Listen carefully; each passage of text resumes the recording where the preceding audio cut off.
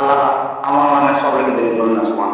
যখন বান্দা নিয়ে ভালো কাজে নিয়ে নিয়োগ করে, আল্লাহ বলে যে সাথে সাথে আমি আল্লাহ ওয়াটার দিই ফেরেশতাদেরকে। কোন ফেরেশতাদেরকে ওয়াটার দেয় বলেন দেখি? কিরমন কাঁধে কিন্তু ফেরেশতা দেওয়া লিখনেওয়ালা এবং ডান কাঁধে ফেরেশতা এবং বাম কাঁধে ফেরেশতা।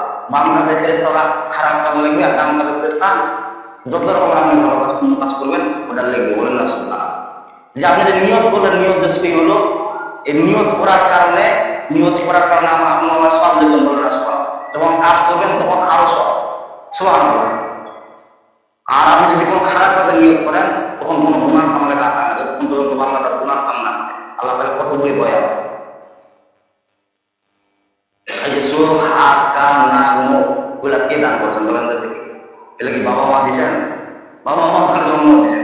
চোখের প্রতি মায়া কার বলেন দেখি? আল্লাহ তাআলা। তার বড় চোখের মধ্যে আপনার গজব কি দেয়, কি কারণ? অথচ আল্লাহ তাআলা তৈরি করছে, ঠিক না? পায়ের মধ্যে পড়া ছাড়া কি কারণে দেয়? কারণ পাপা আল্লাহ তৈরি করছে, ঠিক কিনা বলেন? আল্লাহ তাআলা বলেন যারা যখন তাকে গজব দেয়, হাকাম না জানে যেন তারা অভিশাপ দেয়, আল্লাহ বলেন যে সে অভিশাপ যদি তার যদি পড়ে থাকে তাহলে আমি ওই অভিশাপটা যদি না হয় তাহলে কি হবে? যার অভিশাপ। আপনি যদি গজবের কাম করে থাকেন, যখন আপনি কোনো কেউ বান্দার আগে গজব দেয় তখন ওই বান্দাকে ফেরেশতা উল্লেখ করে বলে এই যে বডিটা যে দেখতেছো এটা আমরা তৈরি করছি, মাথাটা এটা আল্লাহ তাআলা নিজের হাতে স্বয়ং তৈরি করছে, বলেন না সুবহান। সেই চেহারার মধ্যে দেখবেন যে আল্লাহ পাক কারো চেহারার মধ্যে নূর দিচ্ছেন, আর কারো চেহারার মধ্যে নূর কারে দিচ্ছেন, বলেন না নাউযুবিল্লাহ। চেহারার মধ্যে নূর। হযরত মুসা আলাইহিস সালামকে আল্লাহ পাক দাঁড়িয়ে দিলেন, কি দিলেন? দাঁড়িয়ে দিলেন। আল্লাহ পাক বলছেন আল্লাহ যেগুলা কি যেগুলা চেহারার মধ্যে নূর বাড়াবার জন্য আমি আল্লাহ, বলেন না সুবহান। হে দাঁড়িয়ে যখন আপনি ফুল লাগা নবীজির কলিজা যা আঘাত লাগে, বলেন না সুবহান। আমি সুবহানাল্লাহ বলে বলা যায়। আমি বললাম যে সুবহানাল্লাহ, দেখলাম আমাদের পরীক্ষাটা কেমন। আপনি পরীক্ষা কে বলেন না পাস করেন, আপনি এমন বিবেচনা করেন কি? যখনই খারাপ কাজ বলেন, নবীজি বলেন যে যারা লাঠির মধ্যে ফুল লাগে সে আমার রসুলের কলিজার মধ্যে ফুল লাগালেন। ইব্রাহিম আলাইহিস সালাম যে কোরবানি করছিলেন, উনি কি আল্লাহ কোনটা নিয়েছেন বলেন দেখি? অন্তরটা নিয়েছেন এবং আল্লাহর প্রতি ভয় ভীতি ওই জিনিসটা নিয়েছেন, বলেন না সুবহান। আজকে জুমার আলোচ্য বিষয় হলো, আমি আপনাদের সামনে যে আয়াতে কারিমা তেলাওয়াত করেছি সূরা বাকারা 219 নম্বর আয়াত। কয় নম্বর আয়াত বলেন দেখি? 219 নম্বর আয়াত। সূরা বাকারা কোথায় নাযিল হয়েছে বলেন দেখি? হিজরতের আগে যে সূরা নাযিল হয়েছে মদিনাতে। হিজরতের আগে যে সূরা নাযিল হয়েছে বলে হলো মক্কি সূরা। আর হিজরতের পরে যে সূরা নাযিল হয়েছে সেগুলা কি? মাদানী সূরা। যে সূরা বাকারা এটা কোন সূরা? মক্কি না মাদানী? মাদানী, মদিনায় নাযিল হয়েছে। হিজরতের পরে এই সূরা নাযিল হয়েছে। এই সূরা এটা সবচেয়ে বলা যায় কোরআনের বড় সূরা হলো সূরাতুল বাকারা। এত লম্বা, মানে 3 পারা 3.5 পারা পর্যন্ত এই সূরা বাকারা। এই সূরা বাকারাটা কত পর্যন্ত? 3.5 পারা পর্যন্ত। এই সূরা বাকারার মধ্যে আল্লাহ পাক এই বাকারার নাযিল করছেন, আবার নাজ দিয়া শেষ করছেন। তার মানে কি? যে মানুষ সবার বড় যখন কোরআনের ভিতর ঢুকবে, ঢুকে যখন বিবেচনা কাজ করবে তখন কি হবে? মিনাল জিন্নাতি আল্লাহ, তখন মানুষ হয়ে বের হবে। আবার বা দিয়া বিসমিল্লাহ বা দিয়া শেষের সিন দিয়া বাস। আল্লাহ বলেন যে মানুষের যত কিছু দরকার এই কোরআনের মধ্যে আমি আল্লাহ নাযিল করেছি, বলে এখন আপনারা ধারণা করতে পারেন যে তাস খেলা, জুয়া খেলা এগুলো অনেক কোরআনে নাই নাকি? আছে না নাই? এটা কি জায়েজ না না জায়েজ? এই সমস্ত খেলা যে আপনারা খেলেন, মানুষ খেলে টাকা দিয়া, লজ্জাও লাগে না, ঠিক কিনা বলে?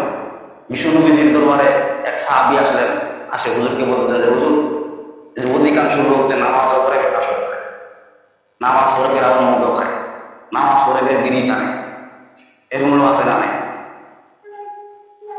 এক বক্তা মাহফিলে বয়ান করতেছেন, বয়ান হঠাৎ করে ওই একবার উঠে যাচ্ছে, বলছে ভাই কিভাবে উঠে যাচ্ছেন কেন? তখন ওই 2 আঙুল দেখাচ্ছে, মাদ্রাসা তখন 2 আঙুল দেখালে পায়খানা চাপ, 1 আঙুল দেখালে পোশাকের চাপ দিয়ে বলে। তো পায়খানা চাপ বসে মনে হয় এই জন্য মানে বক্তা সাহেব দেখালো 2 আঙুল, মনে হচ্ছে পায়খানা বলবো কিসের? বলে যা বিড়িটা নিতে সিগার, বলেন না মা বলে বিন্দু টানলে কেমন দেখায়? নিয়মে বোঝা হয়েছে যেটা মা বলে বিন্দু তো টানা যাবে, মা বলে বাইরে হচ্ছে এটা।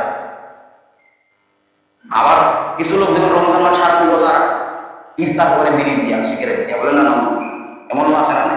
নামাজ পড়ে যায়, ঠাকুর যায় দিয়েছে, বলে কি সারা বেলা টানেছে, বলে না নজরুল। অথচ এই নেশা বিশ্বনবী যে হাদিসের মধ্যে বলছেন যারা নেশা হারাম খায় তাদের শরীরটা 40 দিন নাপাক থাকে, বলে না নজরুল, 40 দিন তার ইবাদত হয়। ডাক্তারের গবেষণা দেখা গেছে যে রসুল্লাহ হাদিসটা বলছেন, হাদিসটা গবেষণা করে দেখতেছে, ডাক্তার গবেষণা করে দেখে যে কি সব লাগে কেন এই দেখলেন যে 40 দিন ওই খাবারটা শরীরের মধ্যে থাকে এবং রক্ত মাংস তৈরি হয়, যার জন্য রসুল বলছেন যে এটা হারাম, 40 দিন ইবাদত কোনো প্রভাব কামায়। আর মসজিদে দৌড়াও আর কিন্তু দৌড়ায় ইবাদত দৌড়াও, ঠিক কিনা বলেন? রসুলের হাদিস কি মিথ্যা? হ্যাঁ, সাহাবী এসে রসুলকে বলতেছেন যে হুজুর ওই সাহাবী নামাজ পড়ে তেমন আসর, এভাবে যখন বললেন তখন আল্লাহ সূরা আয়াত নাযিল করে দিলেন, সূরা বাকারা 19 নম্বর আয়াত, বলেন না সুবহান। আল্লাহ বলছেন ইয়াসআলুনাকা আনিল খামরি ওয়াল মাইসির কুল ফীহিমা ইসমুন কাবীরুন ওয়া মানাফিউ লিন-নাসি ওয়া ইসমুহুমা আকবারু মিন নাফঈহিমা ওয়া ইয়াসআলুনাকা মাযা ইউনফিকুন কুলিল আফকাযালিকা ইউবাইয়িনুল্লাহু লাকুমুল আয়াতি লাআল্লাকুম তাতাফাক্কারুন।